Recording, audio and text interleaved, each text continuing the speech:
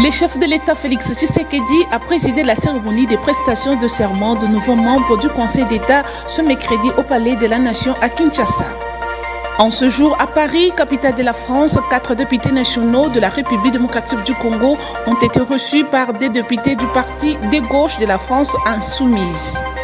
Clôture ce mercredi de la première conférence de présidents des assemblées provinciales de la République démocratique du Congo qui s'est tenue à Matadi dans le Congo central. Nouveau journal, mesdames et messieurs, bienvenue dans cette session de formation de l'actualité. Le chef de l'État Félix Tshisekedi a présidé la cérémonie de prestation de serment de nouveaux membres du Conseil d'État. C'était ce mercredi au Palais de la Nation à Kinshasa. Suivez ce commentaire de Julien Mamba. Ils étaient au nombre de 3, habillés en toge, devant le chef de l'État pour procéder aux prestations de serment comme nouveaux membres au sein du Conseil d'État. Il s'agit de Cécile Ouassesele, première présidente, de Jean-Pierre Monkolo Kokesha, procureur général près le Conseil d'État, et Rose Mutombo Kese, premier avocat général près le Conseil d'État. C'était au cours de la cérémonie organisée ce mercredi au Palais de la Nation en présence de quelques personnalités du monde politique de la République démocratique du Congo. Devant le chef de l'État, le sermentés ont juré de respecter la Constitution et les lois du pays. Je jure de respecter la Constitution et les lois de la République démocratique du Congo et de remplir loyalement et fidèlement, avec honneur et dignité, les fonctions qui me sont confiées. Je jure de respecter la Constitution et les lois de la République démocratique du Congo et de remplir loyalement et fidèlement, avec honneur et dignité, les fonctions qui me sont confiées. Je jure de respecter la Constitution et les lois de la République démocratique du Congo, de remplir loyalement et fidèlement, avec honneur et dignité, les fonctions qui me sont confiées. Pour rappel, le Conseil d'État est le sommet de toutes les juridictions en RDC dans l'ordre administratif. Autre chose, le chef de l'État, Félix Tshisekedi, a reçu une délégation de plateformes de confession religieuse composée notamment de l'Église des Réveils du Congo, de musulmans, de l'armée du Sali, de l'Église kimbanguiste des orthodoxes et de l'Église des Noirs. Suivez cet élément. Le chef de l'État, Félix Antoine Tshisekedi Tshilombo, a reçu ce mardi le représentant des confessions religieuses du pays, outre l'Église catholique et l'Église du Christ au Congo, reçus la semaine dernière. Pendant plus d'une heure, les garants de la nation et ses hôtes ont échangé sur la crise sécuritaire sévissant dans l'est de la RDC. Au cours des échanges, le chef de l'État Félix Tshisekedi s'est montré ouvert à l'initiative des confessions religieuses, mais cela devra se faire de façon inclusive pour toutes les confessions religieuses sans aucune distinction ni discrimination. Les deux confessions qui ont été reçues avant, ensemble avec nous, et là nous trouvons un créneau où nous faisons un programme commun et cela sera un exemple que nous tenons à la nation de l'unité, nous comme pères spirituels, nous comme chefs du peuple dans les domaines de la religion. Le contenu doit être connu de tous. Ce qu'ils ont comme cahier de charges, nous n'en connaissons pas le contenu. Et c'est pourquoi nous disons là que c'est seulement en étant ensemble que l'on peut savoir ce contenu et être capable de dire parlons Congo, réfléchissons Congo et réfléchissons la paix. Une série de manifestations sont prévues pour faire entendre leur voix, notamment le programme de prière selon les rites et la particularité de chacune des confessions religieuses et aussi la marche de revendications pour le retour de la paix en RDC. Profitant de sa rencontre avec le chef de l'État lors de la cérémonie de prestation de serment de nouveaux juges de la Cour constitutionnelle au Palais du Peuple, le président de l'Assemblée nationale signe et persiste que la RDC va sortir victorieuse face à l'agression rwandaise. Suivez Vital Kamere au micro de Sarah Kindela.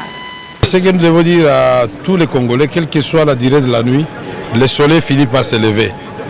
Nous vaincrons Et le Congo va réaliser son rendez-vous avec l'espérance, qui ne se décourage pas.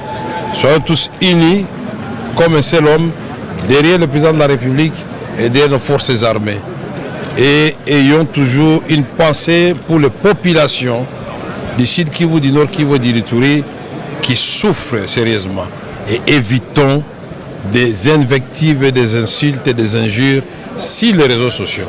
Ça nous divise et ça profite à l'ennemi. Je l'ai annoncé dans les titres.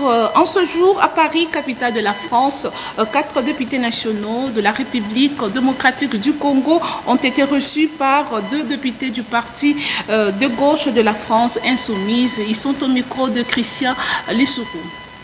La délégation parlementaire qui se retrouve aujourd'hui à Paris est venue hausser le ton, marteler sur la situation qui traverse la République démocratique du Congo dans sa partie Est. Vous êtes sans ignorer que la ville de Goma est actuellement occupée par l'armée rwandaise avec ses supplétifs de M23.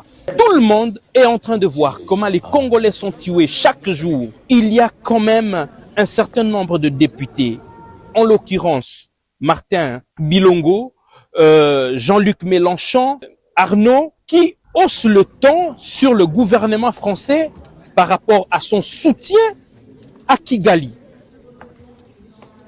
Le plus grand pays francophone, c'est la RDC.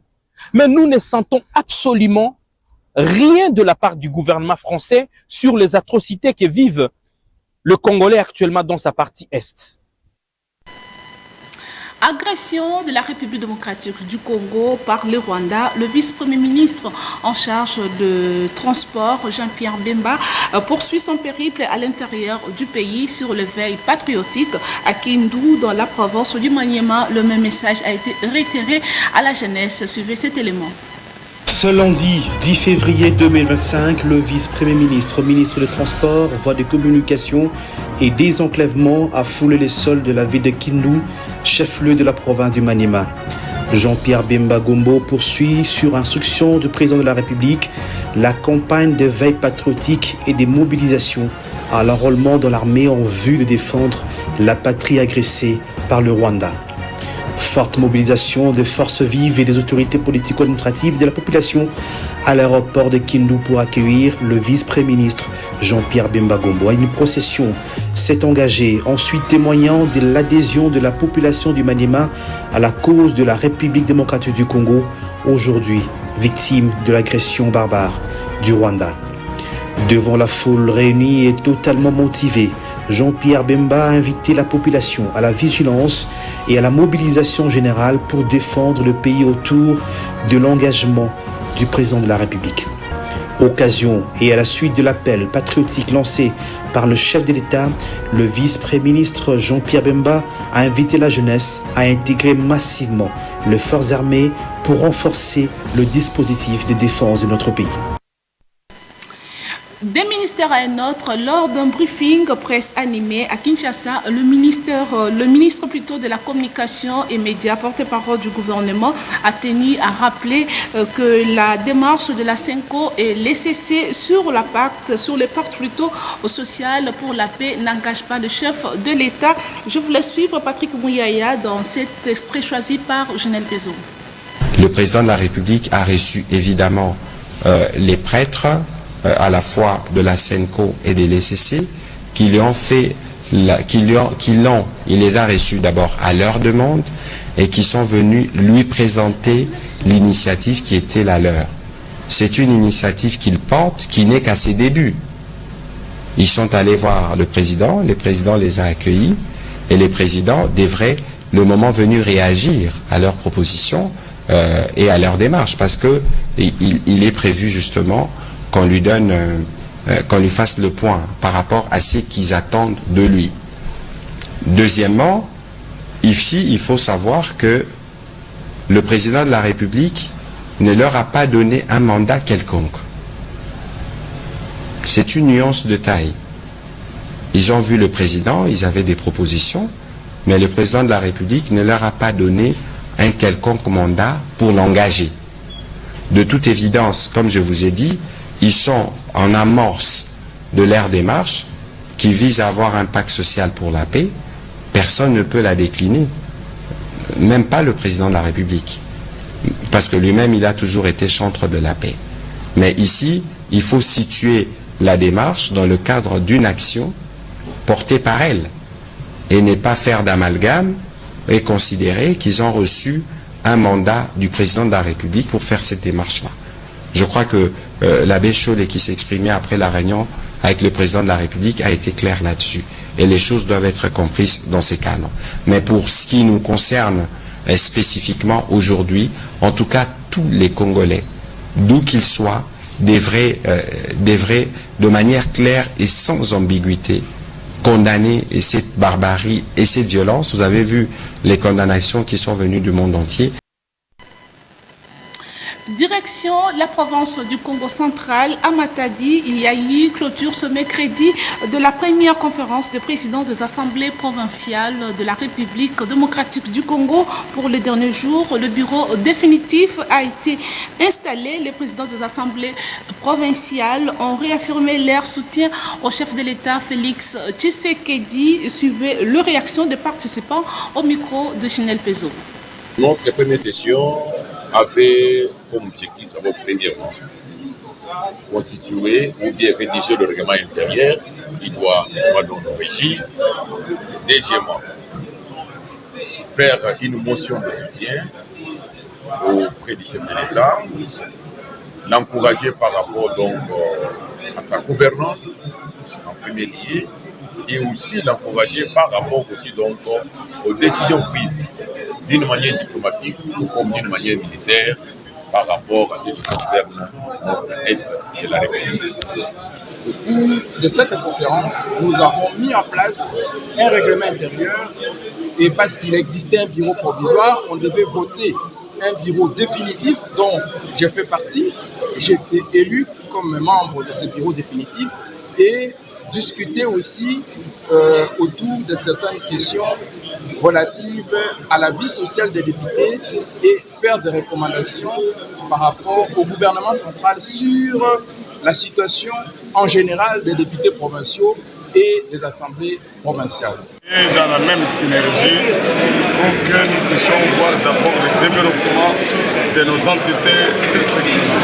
Le chef de l'État l'a fait, il nous a demandé, mais nous, après la conférence de gouverneurs, nous nous sommes dit, nous, des provinciaux et le président des assemblées provinciales, pour que nous puissions nous mettre ensemble et voir dans quelle mesure nous devrions maintenant mettre sur pied la conférence des présidents des assemblées provinciales de la RDC, ainsi que le pape RDC. Aujourd'hui, effectivement, nous avons tout fait. Nous avons mis sur pied notre règlement intérieur. Nous avons travaillé, nous avons auditionné les rapports de chaque province. Je pense que maintenant, nous avons un bon cadre d'échange, un bon cadre d'échange des expériences, un bon cadre là où il y a des difficultés, nous pouvons intervenir et remettre les choses en marche. Dans le cadre de mesures d'encadrement de la gratuité de l'enseignement de base, 2 écoles de la capitale ont bénéficié chacune de bons pupitres de la part du service national. Suivez ce reportage. Dans ce coin difficilement accessible de la capitale congolaise, la caravane du service national a réussi à se frayer un chemin.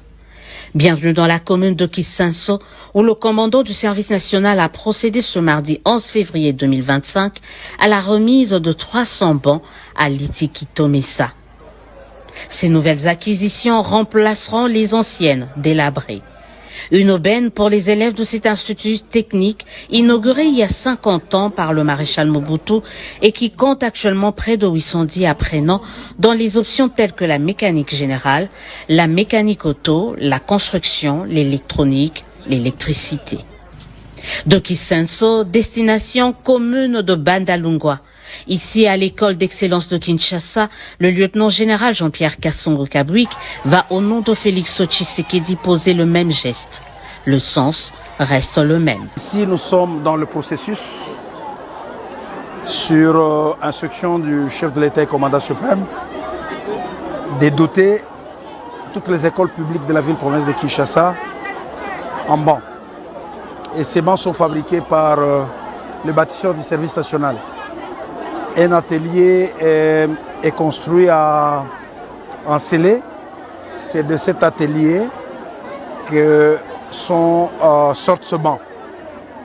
En fait, vous savez, le chef de l'État commandant suprême a initié la gratuité de l'enseignement. Parmi les mesures d'encadrement pour l'effectivité de cette gratuité d'enseignement, c'est l'équipement, la construction des écoles. Pour notre part, pour ce qui nous concerne, nous avons reçu la mission ou l'instruction de nous occuper de la partie dotation ou équipement des écoles en banc. En Ituri, l'association culturelle Lori regroupement le peuple balais condamne les attaques et contre-attaques menées actuellement en territoire de Djougou. Le président de cette association culturelle, Claude Matesso Mboussou, demande à la communauté Emma un dialogue. Entre-temps, la communauté Emma aussi condamne la récente attaque pour laquelle elle estime avoir été victime. Et pour le gouverneur militaire de l'Ituri, les massacres constitue un crime de guerre et crime contre l'humanité. Suivez ces détails. La communauté Lendu a condamné les récentes attaques et contre-attaques des groupes armés locaux sur les populations civiles dans les territoires d'Ndjougou. Cette condamnation intervient après avoir échangé ce mercredi 12 février 2025 avec les commandants des opérations et gouvernants militaires de l'Ituri, le lieutenant-général Louéonka Chamadjoni, sur la situation sécuritaire. Claude Matesso Mboussou, au nom de la communauté Lendu, demande un dialogue avec la communauté Emma. Premièrement, nous condamnons ce qui s'est passé à Are. Ça, c'est dans le village Bouchama, où il y a d'autres milices. Zahir qui est allé déranger là-bas et pour tuer et incendier. Nous avons condamné ces cas à même titre que ce que les répliques auraient fait dans le cas de Djaïba. En tout cas, tout ça, ça ne contribue pas pour la réussite de la cohabitation pacifique chez nous. C'est-à-dire quoi? Tout ça, on joue ici le jeu de l'ennemi et nous demandons à la communauté Emma le dialogue. 24 heures avant, maître Jean-Claude Ganzolé, président de la communauté Emma, avait aussi condamné la récente attaque dans les groupements Djaïba et ont fait des morts. Nous dénonçons ce qui suit. Le massacre odieux des sujets Emma dans le site de déplacés de Djaïba, perpétré par les groupes armés Codeco dans le site de déplacés et pourtant une entité protégée par les droits humanitaires internationaux. Le bilan provisoire du 11 février 2025, après l'attaque de la nuit du 10 au 11 février, renseigne provisoirement 51 personnes tuées. Rappelons que les deux milices dont Codeco et Zahir sont essentiellement constitués des jeunes issus des communautés Lendu et Emma, deux peuples vivant en Ituri qui doivent privilégier la résolution pacifique des conflits. Le commandant des opérations et gouvernant militaire de l'Ituri a toujours prêché le pardon sincère, la cohabitation pacifique et la cohésion sociale pour une paix durable ici en Ituri.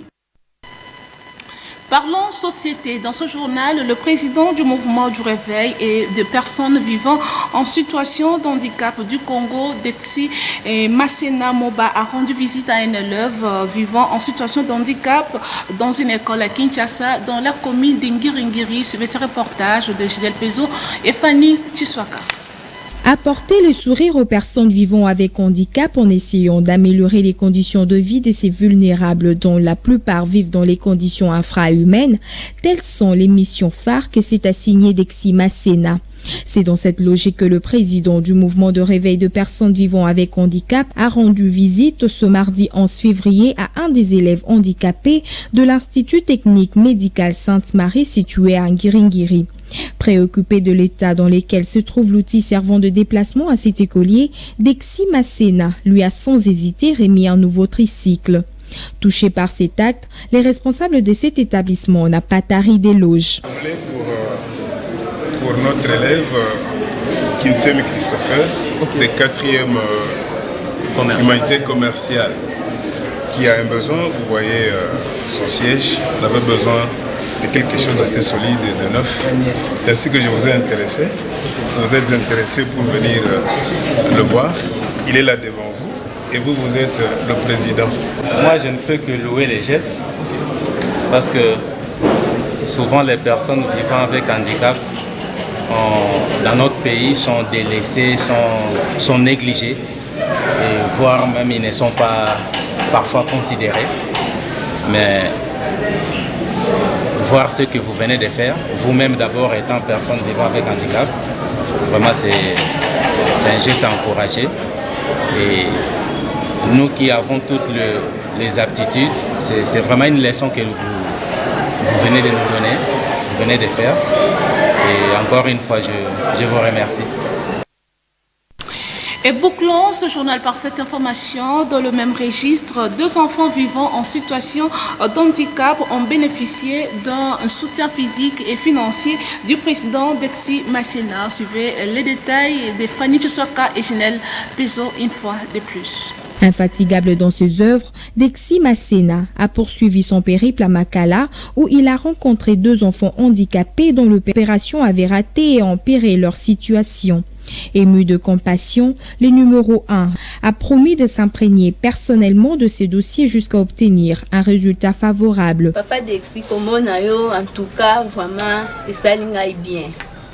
Bana bango na tamboli na bango bisiko esengela na tambola bango. Na uti na bango mokole ba genou oyo ba place oyo ezabo ba sala bango opération na mokole.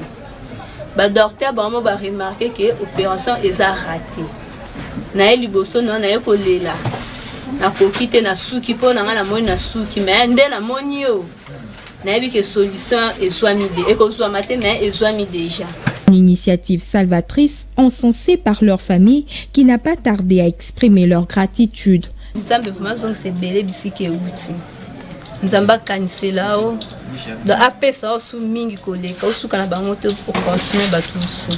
Donc pesinga makasi nazana na makokite ya kotambola pona luka na bongsa makula mando pesinga makasi bo. Nzamba pambola bakse belé vraiment. Ya yambo na remercier d'abord Nzambe. Parce que makambo to ça les a eza volonté na biso te Nzambe nde alingaki ke to zala wana pour que to aider ba oya biso pe na kosenga na biso bana makala soit o biso to ça à présent ba parents ya bana to lukaka ko zala na batu oyo bazalaka d'abord présent na biso à tout moment to talaka kate muto akoya to moni na mbongo yeboye après moment aokima ne biso Monique Yves Mazana Bino parce que si ngai na osala moi quelque chose parce que ya zawana vraiment disponible pour na bino. En tout cas bo simbaye bo panza vraiment sangoni vraiment makala c'est un homme tout ça vana muto ya ko aider biso. C'est la fin de ce journal, mais avant de nous quitter, place au rappel des principaux titres.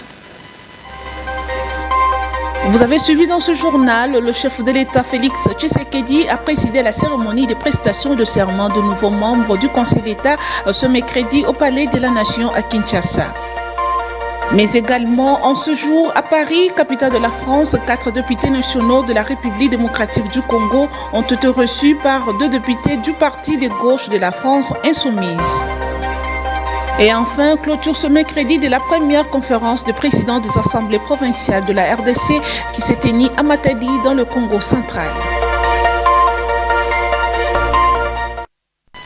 Et voilà, c'était là le rappel des titres. Merci pour votre attention et un grand merci à toute l'équipe. Je vous retrouve prochainement, mais d'ici là, portez-vous bien.